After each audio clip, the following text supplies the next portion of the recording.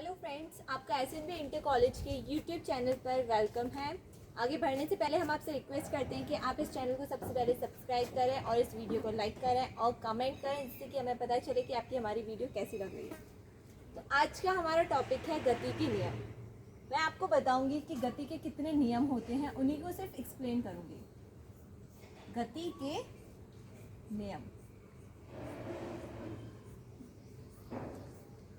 Law of motions.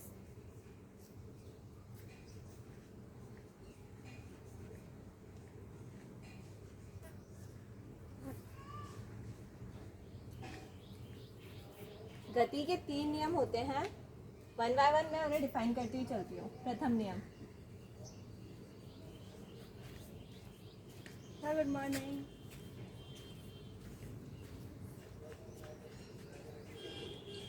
First law of motion.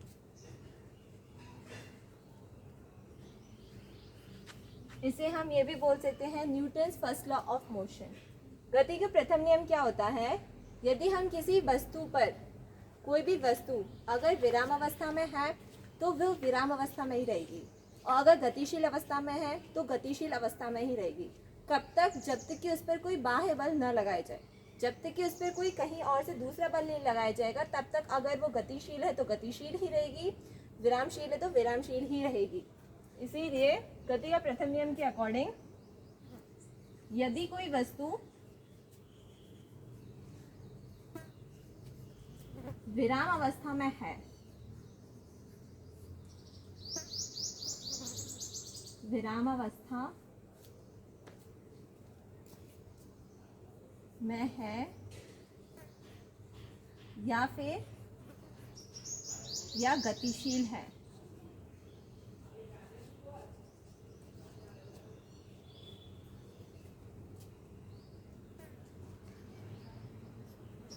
तो वहां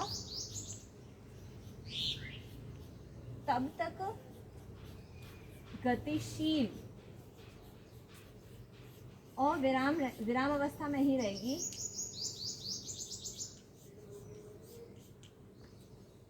और विरामावस्था में ही रहेगी जब तक कि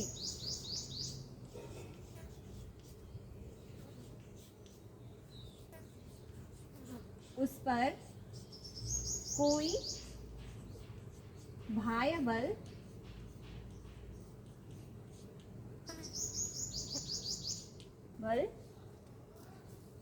न लगाया जाए।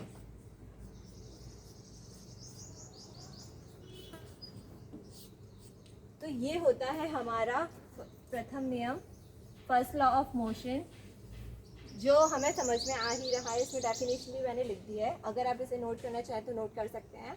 कि इस फर्स्ट लॉ ऑफ मोशन के अकॉर्डिंग क्या है कि अगर कोई हमारी वस्तु मोशन में है, किसी भी मोशन में है, या तो वो स्टेबल है या फिर वो मूव कर रही है, तो वो उसी मोशन में रहेगी जब तक कि हम उसे रोकेंगे। अगर वो मूव कर रही है, जब तक हम उसे रोकेंगे नहीं तब तक रुकेगी नहीं।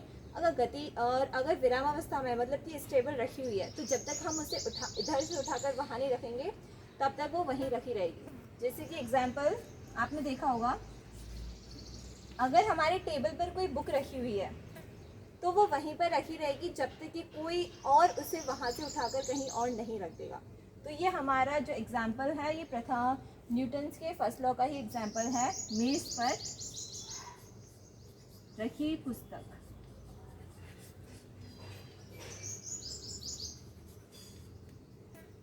और एक और एग्जाम्पल, जब हम कोई बॉल फर्श पर या फिर किसी भी फ्लोर पर नीचे से लुढ़काते हैं, किसी बॉल को जब हम ज़मीन पर लुढ़काते हैं तो वो जो बॉल है हमारी कुछ दूर, पहले तो अपनी उसी पहले चलती है, वो फिर थोड़ी दूर जाकर वो रुक जाती है। ऐसे क्यों होता है?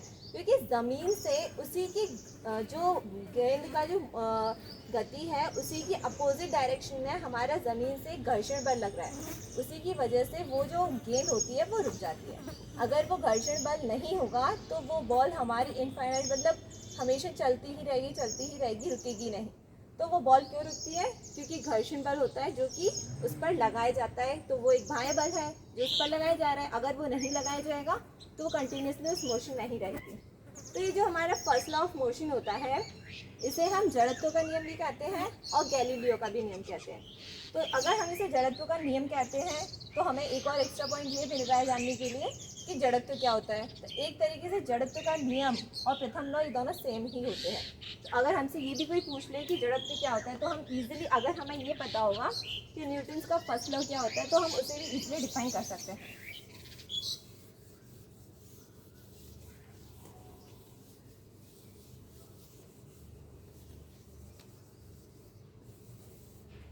फिर है हमारा द्वितीय नियम,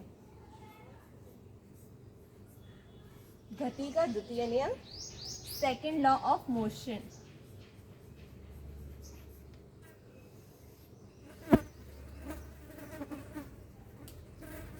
सेकेंड लॉ ऑफ मोशन ये क्या होता है कि किसी भी वस्तु पर लगने वाला बल उस वस्तु में उत्पन्न त्वरण और उस वस्तु के द्रव्यमान के गुणनफल के बराबर होता है। तो मैं इसे बता देती हूँ सिंपली। अगर ये फॉर्मूला होता है हमारा F = m, यहाँ पर इंटू हो रहा है इन दोनों का।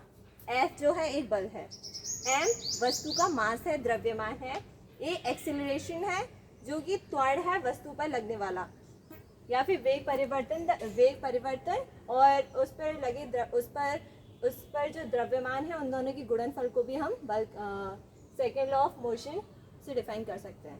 तो क्या हुआ, किसी भी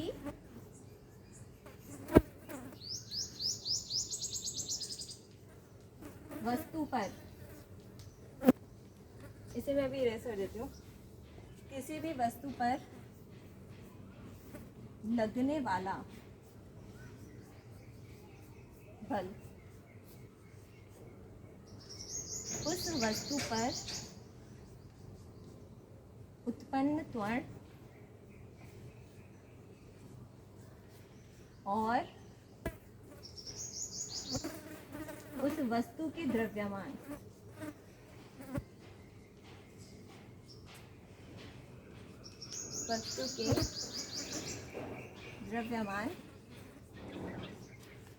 के गुणनफल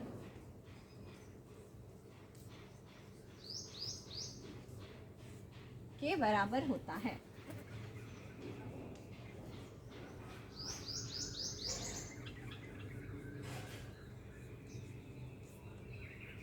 तो सेकेंड लॉ ऑफ मोशन क्या हो गया, कोई भी वस्तु है उस पर जो बल लगेगा वो उसकी द्रव्यमान और उस पर आने वाला त्वरण उन दोनों के मल्टीपल के इक्वल होगा। तो ये हमारा सेकेंड लॉ ऑफ मोशन होता है। आई होप आपको ये भी समझ में आ गया होगा। अभी मैं आपको एग्जांपल दे देती हूँ, उससे आपको और अच्छे से समझ में आ जाएगा। तो एग्जांपल के लिए, जब कोई खिलाड़ी क्रिकेट खेल रहा होता है तो आपने देखा होगा वो जब कैच लेता है बॉल को, जब बॉल गेंद को कैच लेता है तो गेंद को कैच लेने के बाद अपने हाथों को पीछे कर लेता है। तो ये एक सेकेंड लॉ ऑफ मोशन का ही एग्जांपल है, सबसे बेस्ट एग्जांपल है। क्यों? क्योंकि इससे क्या होता है, जब वो बॉल को कैच लेता है तो वहाँ पर संवेग एकदम शून्य हो जाता है, लेकिन जब वो हाथों को नीचे कर लेता है, नीचे की तरफ खींचता है, तो उससे उसकी गति बढ़ जाती है और उस पर जो बल लगता है ना तो वो मेंटेन हो जाता है, उससे उस पर ज़्यादा बल नहीं लगता है, इसीलिए उसे प्रॉब्लम नहीं होती है। तो ये जो कैच लेता है कोई भी खिलाड़ी, तो वो इसी का एग्जाम्पल है, सबसे बेस्ट एग्जाम्पल है। खिलाड़ी या गेंदबाज जब गेंद को कैच लेता है, खिलाड़ी के द्वारा गेंद को लपकना,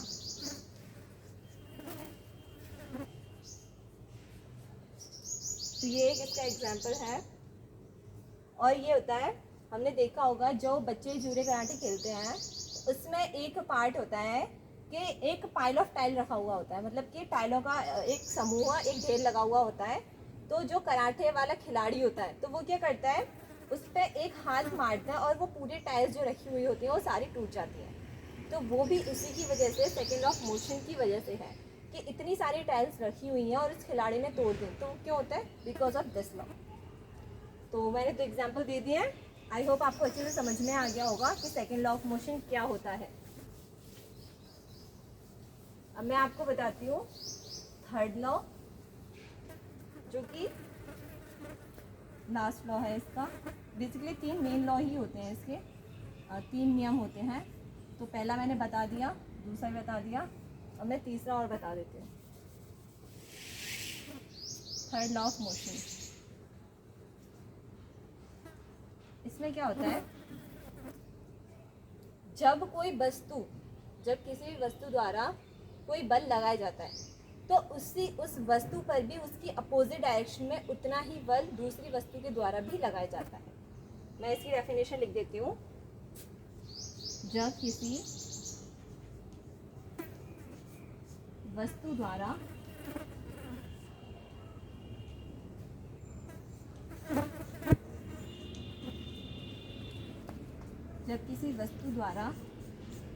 दूसरी वस्तु पर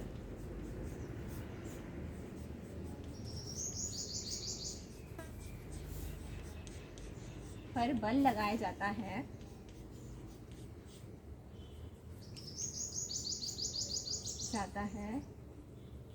तो उस दूसरी वस्तु द्वारा भी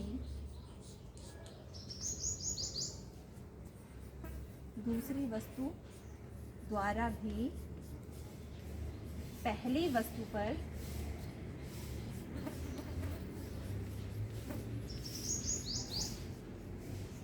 उतना ही बल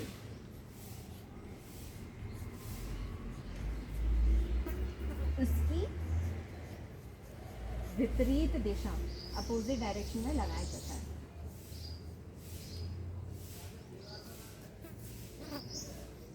विपरीत दिशा में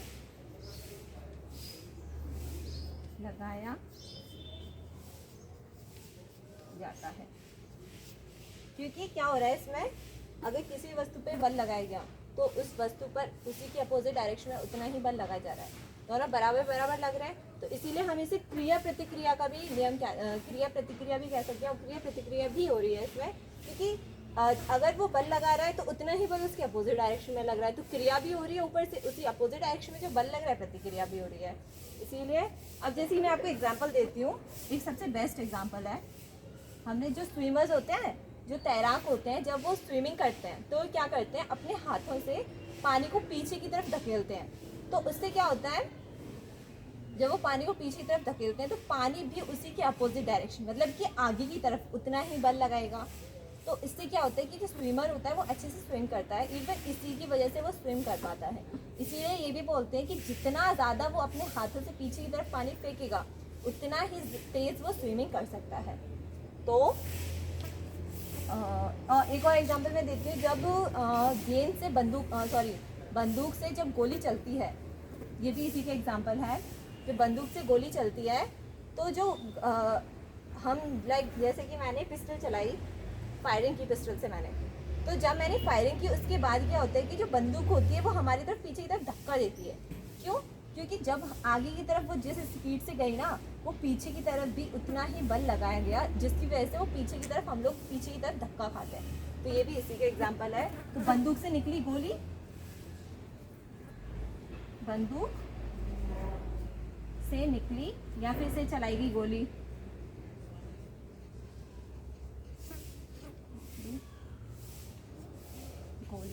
ये इसका एग्जाम्पल है। और जो स्विमर होता है, जब वो स्विमिंग करता है, वो भी इसी के एग्जाम्पल है। तो आई होप आपको ये 3 लॉज अच्छे से समझ में आ गए होंगे। Thank you so much. इस वीडियो को ज़्यादा से ज़्यादा सब्सक्राइब कीजिए। अगर आपको जो भी प्रॉब्लम हो तो कमेंट में बताइए। Thank you.